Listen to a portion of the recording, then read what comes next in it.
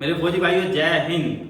फौजी पाठशाला के इस YouTube चैनल पर मैं Manoj Saini, ex air force personnel career and financial consultant, आप लोगों का हार्दिक स्वागत करता हूं। फौजी भाइयों, इस चैनल के माध्यम से हम बेटर फाइनेंशियल ग्रोथ, कैरियर और हेल्थ से संबंधित जानकारी आप तक पहुंचाते हैं और इसका मुख्य उद्देश्य आपकी बेस्ट फाइनेंशियल ग्रोथ के साथ साथ आपकी रिटायरमेंट लाइफ को बेहतर करना है। और आज हम इस वीडियो के माध्यम से एक ऐसे इंपॉर्टेंट डॉक्यूमेंट के बारे में हम डिस्कस करने वाले हैं जो हमारी लाइफ का हिस्सा हमारे सर्विस ज्वाइन करते ही बन जाता है और मरते दम तक हमारे साथ चलता है। यस दोस्तों, आज हम ऐसे ही डॉक्यूमेंट के बारे में बात करने वाले हैं और मेरे बहुत सारे भाई सोच में पड़ गए होंगे कि ऐसा क्या डॉक्यूमेंट है।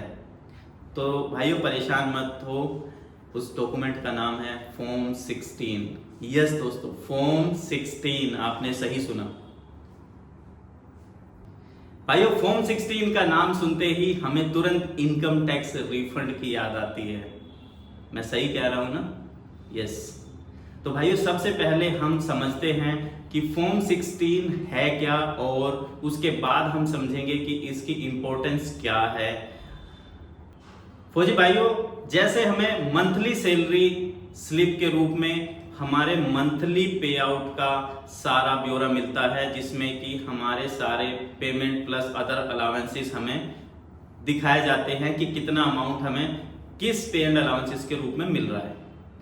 ऐसे ही जब पूरे साल की इनकम को सेग्रीगेट करके हमारा रिकॉर्ड ऑफिस हमें एक डॉक्यूमेंट देता है, उसी को हम फॉर्म 16 बोलते हैं, जिसके माध्यम से हम अपने इनकम टैक्स रिटर्न को फाइल करके अपना रिफंड क्लेम करते हैं। सो ये फॉर्म 16 बहुत इंपॉर्टेंट डॉक्यूमेंट है और हमें इसके बारे में सही जानकारी होना जरूरी है, क्योंकि जब हम इनकम टैक्स फाइलिंग की बात करते हैं और अपने भाइयों से बहुत सारी जानकारी इसके रिगार्डिंग लेने की कोशिश करते हैं, तो मेरे बहुत सारे भाइयों को इसके बारे में दी गई डिटेल के बारे में नहीं मालूम होता है। इसीलिए आज ये वीडियो बनाया जा रहा है ताकि आप अपने फॉर्म 16 को अच्छे से रीड कर सकें, उसको समझ सकें कि उसमें क्या क्या डिटेल दी गई है। सो चलिए हम फॉर्म 16 को समझते हैं। भाइयों, आप स्क्रीन पर देख सकते हैं कि हमारे फॉर्म 16 का स्ट्रक्चर कैसा होता है। इसको 3 पार्ट में डिवाइड किया गया है। पार्ट ए, जिसके अंदर हमें हमारे रिकॉर्ड ऑफिस के पैन 10 की डिटेल मिलती है, हमारी पर्सनल नाम और पैन कार्ड की डिटेल मिलती है, इसके साथ साथ फाइनेंशियल ईयर और असेसमेंट ईयर उनकी डिटेल्स मिलती है। इसी पार्ट में एक और भी महत्वपूर्ण जानकारी हमें मिलती है, जो है हमारे टैक्स डिडक्शन के बारे में। भाइयों, हमारा रिकॉर्ड ऑफिस वैसे तो हर महीने हमारा टैक्स डिडक्ट करता है, जो आपकी पे स्लिप में दिखाई देता है, लेकिन उसको हर 3 महीने में एक बार इनकम टैक्स डिपार्टमेंट को जमा करता है, जिसकी क्वार्टरली डिटेल इसी पार्ट ए में दी जाती है। आप स्क्रीन पर देख सकते हैं। भाइयों, पार्ट बी में हमें जो ग्रोस सैलरी पेड होती है, उसके बाद जो अलाउंसेस और डिडक्शंस होते हैं, उनकी जानकारी दी जाती है। साथ साथ हमारा जो टैक्स डिडक्ट किया है उसकी टोटल अमाउंट हमें शो की जाती है। हम इसको अंडरस्टैंड करते हैं। भाइयों, इसमें टोटल 18 पॉइंट्स हैं। हम एक एक करके इनको समझते हैं। फर्स्ट पॉइंट में ग्रोस सैलरी। यस भाइयों, ये हमारी टोटल पेमेंट्स होती हैं, सारे पे एंड अलाउंसेस को मिला के जो हमें पूरे साल में मिलता है उसको शो किया जाता है। इसमें आप देख सकते हैं 10 लाख प्लस का एक अमाउंट होगा। उसके बाद नंबर 2 पॉइंट, स्टैंडर्ड डिडक्शन 50,000 रुपए। यस भाइयों, ये हमारे पर्सनल, मेडिकल और ट्रांसपोर्टेशन के खर्चे को मिलाकर गवर्नमेंट ने स्टैंडर्ड 50,000 का डिडक्शन सबको दिया है, जो आपकी सैलरी से डिडक्ट हो जाता है।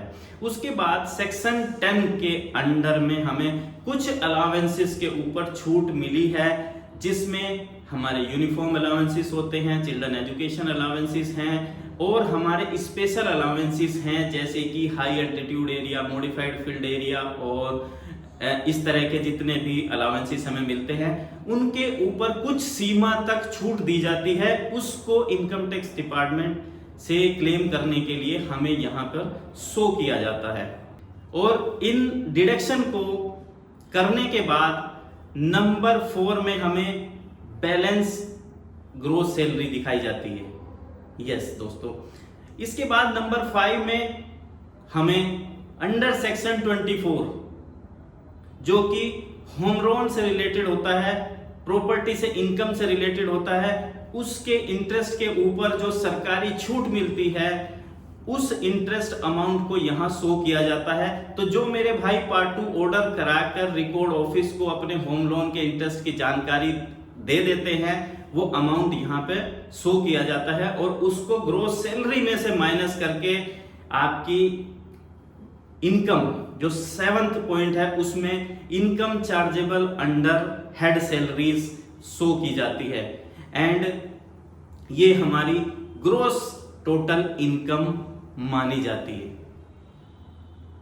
इसके बाद 10th पॉइंट में हमें कुछ डिडक्शंस के ऊपर छूट मिली हुई है, जिसमें कुछ अमाउंट की जिनकी अलग अलग लिमिट है।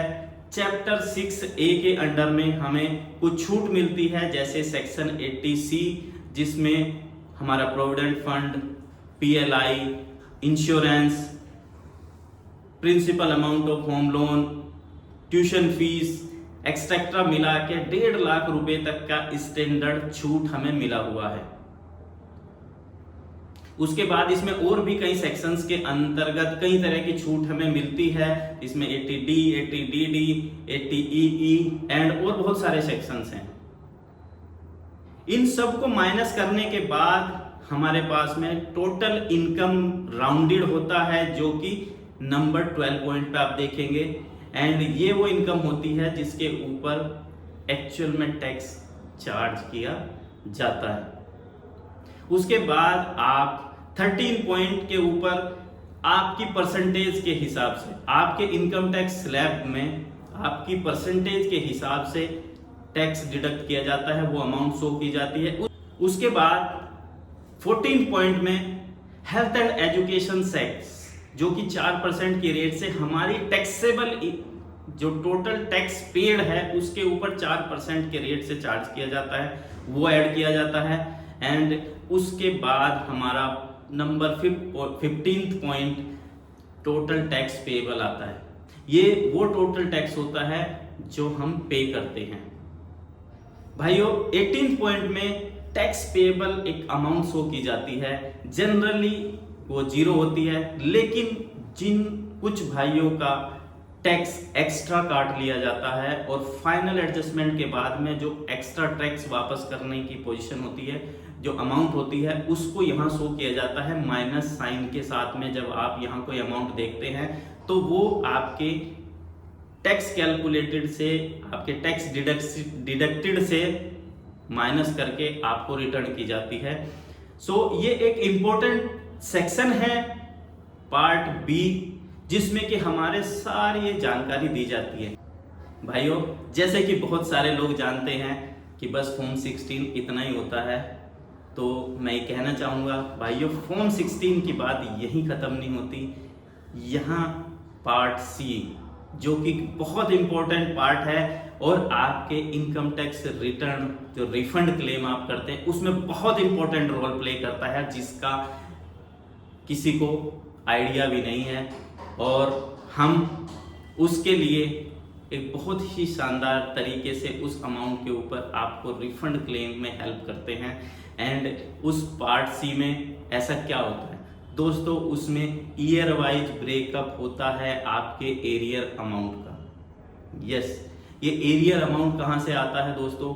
हमारे कोई लास्ट ईयर्स की इनकम का डिफरेंस होता है या कोई ऐसे पेमेंट्स होते हैं जो हमारे सेम फाइनेंस ईयर में क्रेडिट नहीं हो पाते, वो अगले साल एरियर अमाउंट में कन्वर्ट हो जाते हैं। इनका ब्रेकअप मिलता है आपको पार्ट सी में एंड सेक्शन 89 के अंडर आप इनका पूरा रिफंड क्लेम ले सकते हैं।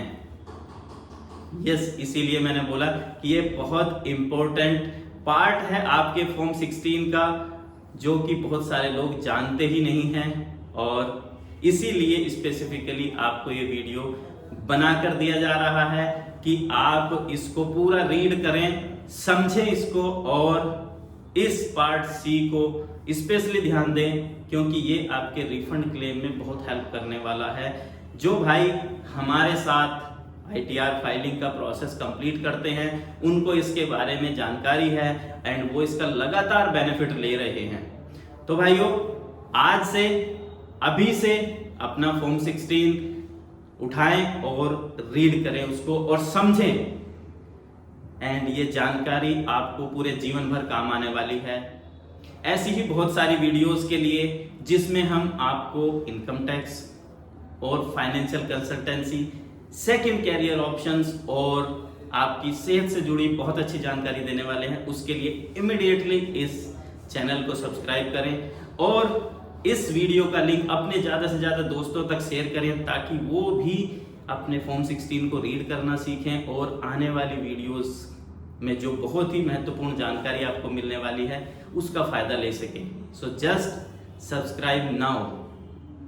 और हमसे कांटेक्ट करने के लिए आप हमारी स्क्रीन पर फ्लैश होते हुए नंबर पर हमें कॉल कर सकते हैं या व्हाट्सएप मैसेज कर सकते हैं। अदरवाइज आप कमेंट बॉक्स में अपने कमेंट डालकर उसमें अपना नाम और मोबाइल नंबर आप ड्रॉप करके शेयर कर सकते हैं। हम उसमें आपको संपर्क करेंगे और आप तक ज़्यादा से ज़्यादा जानकारी पहुंचाने की कोशिश करेंगे।